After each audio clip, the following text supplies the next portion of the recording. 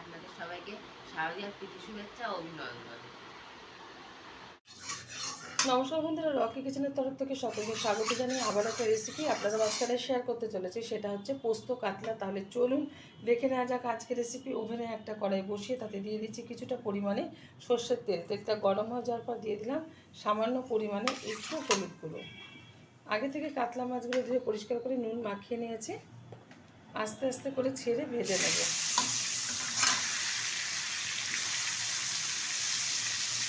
আজকে বাড়ির সদস্য কম, সেই কারণে 3 পিস রান্না করে নিলাম। উল্টে পাল্টে একটু কড়াভাবে ভেজে নেব।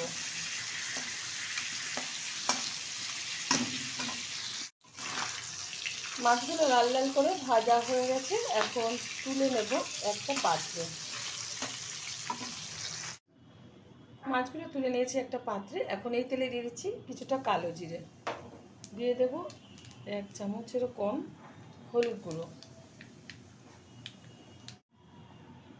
দিয়ে দিচ্ছি পেস্ট করে রাখা পোস্ত, দিয়ে দেবো পরিমাণ মতো লবণ। খুব বেশি গ্রেভি রাখবো না, সেই কারণে কিন্তু লবণটা আমি বুঝে ব্যবহার করলাম। দিয়ে দিচ্ছি 1 চামচ লঙ্কার গুঁড়ো, ঝালটা যাদের পছন্দ অনুযায়ী ব্যবহার করবেন। একটু আমি কষিয়ে নেব হাই আছে।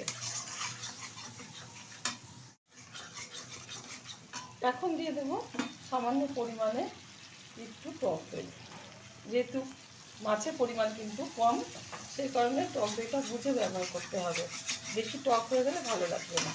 ব্যালেন্সটা খুব ভালো রাখার জন্য দিয়ে দিচ্ছি সামান্য পরিমাণে একটু চিনি। যাদের অপছন্দ তারা দেবেন না। দিয়ে দিচ্ছি ভেজে রাখা কাতলা মাছ, একটু নেড়ে চেড়ে নেব।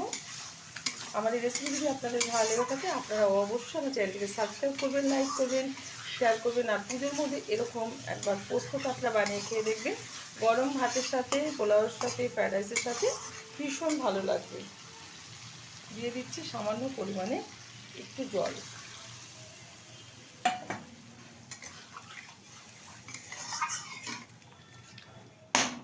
ঢাকার কোনো দরকার নেই, হাই আছে। 5 মিনিট আমি ফুটিয়ে নেব।